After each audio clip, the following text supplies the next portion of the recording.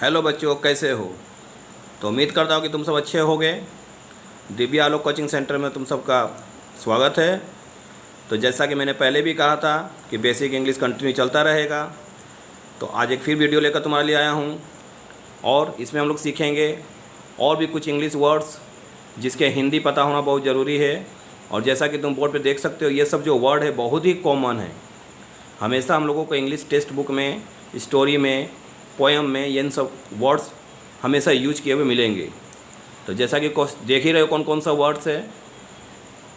पहला है ईज, तो ईज का हिंदी होगा है। आर के लिए हो जाएगा हो चाहे है। एम के लिए हूँ, जैसे मैं लड़का हूँ तो हूँ के लिए क्या लगाएंगे? एम। उसी तरह से जैसे तुम लड़के हो तो हो के लिए यू आर बॉय। ईज के लिए जैसे वह लड़की है तो सी ईज, तो इसी तरीक़ा से और आगे भी है। वॉज रहेगा तो था और थी के लिए हम लोग वॉज का इस्तेमाल करेंगे। वर का इस्तेमाल करेंगे थे और थी के लिए। हैज़ का इस्तेमाल करेंगे, जैसे बोलेंगे कि मेरे पास एक किताब है तो मेरे पास है, इसीलिए आई हैव ए बुक बोल सकते हैं। तो हैज़ का इस्तेमाल करेंगे आई हैव के लिए। अगर ही होगा तो ही हैज़ बोलेंगे। फिर हैव है तो पास है, उसमें उसका भी पास है। हैड के लिए पास था, पास टेंस में चला जाएगा, इसलिए जब पास था लिखा रहेगा, जैसे मेरे पास एक मोबाइल था तो क्या बोलेंगे? I had a mobile. तो इस तरह से होगा इसका इस्तेमाल। विल के लिए होगा, होगी चाहे होंगे। सेल के लिए वही सेम, होगा, होंगे या होगी। और आगे जाएंगे तो मॉडल वर्ड आ जाएगा, जिसमें कैन है। कैन होता है सकता है, जिसमें 100% रहता है कि हम कर सकते हैं। तो ये प्रेजेंट का हो जाएगा सकते हैं, जैसे वह काम कर सकता है तो he can do the job या वर्क, या ही कैन वर्क। फिर एक कुड, सका या सकता था, ये पास्ट टेंस को दिखाने के लिए, बीता हुआ सेंटेंस को दिखाने के लिए। उड सकेगा, सकेंगे या सकेगी, जो भी रहेगा हम लोग उसके लिए उड का इस्तेमाल करेंगे। मे क्या होता है? ये भी सकता है के लिए, लेकिन हाँ पॉसिबिलिटी होनी चाहिए। जैसे वर्षा हो सकती है तो इट मे रेन, क्या मैं अंदर आ सकता हूँ? मे आई कम इन, तो ये एक पॉसिबिलिटी टाइप की है। माइट सकता था, उसी पास्ट टेंस को रिप्रेजेंट करने के लिए।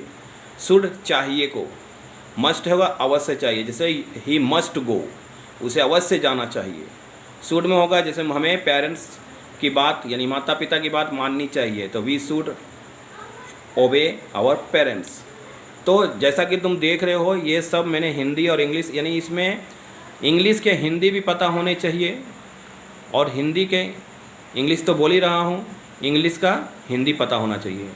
यानी कि अगर कहीं पे इंग्लिश में लिखा हुआ रहेगा तो हम लोग उसको पता रहना चाहिए कि हाँ इसका हिंदी ये होगा, तो हम इंग्लिश लाइन को पढ़ सकते हैं और हिंदी में बदल सकते हैं कि हाँ ये इंग्लिश लाइन का ये हिंदी हो रहा है, ये हिंदी में वाक्य बनेंगे। उसी तरीक़े से अगर हिंदी में कोई सेंटेंस रहेंगे ट्रांसलेट करने के लिए मिलेगा, तो हम लोग उसको अगर पता रहेगा कि हाँ है के लिए ये लगाना है, हो के लिए वो लगाना है, था के लिए इसको लगाना है, थे के लिए, तो वो जो सेंटेंस होंगे हिंदी में उसको हम ट्रांसलेट कर सकते हैं और इंग्लिश में उसको बोल भी सकते हैं, लिख सकते हैं, पढ़ सकते हैं। तो ये सब कितने ज़रूरी हैं, इसके हिंदी और इंग्लिश पता होना, ये तो अब तुम सबको समझ में आ ही गया होगा। मैंने पिछला वीडियो भी डाला है तो उसमें भी वर्ड्स के हिंदी ही बताए हैं, Hindi to English, English to Hindi. वैसे मैंने इस वीडियो में भी हिंदी से इंग्लिश और इंग्लिश से हिंदी ही दिया है, और इसको तुमको बहुत अच्छे तरह से लर्न कर लेना है, जैसे कि और आगे जो मैं क्लास कराऊंगा उसमें तुमको इंग्लिश समझने में और अच्छे से हो जाए और तुम्हें कोई किसी तरह का दिक्कत ना हो कि आगे इंग्लिश को कंटिन्यू करने में। तो वीडियो कैसा लगा? अगर अच्छा लगा तो इसको शेयर, सब्सक्राइब एंड कमेंट जरूर करें। खास करके शेयर जरूर करें अपने दोस्तों के, फ्रेंड्स के बीच में, जिससे कि उन्हें भी इंग्लिश पढ़ने में कोई दिक्कत ना हो और वो भी क्लास ज्वाइन कर सके और अच्छे से इंग्लिश को कंटिन्यू कर सके और अपने इंग्लिश की जो कमजोरी है उसको वो दूर कर सके खास करके। तो वीडियो कैसा लगा? अगर अच्छा लगे तो इसको शेयर, सब्सक्राइब और कमेंट जरूर करो। Thank you.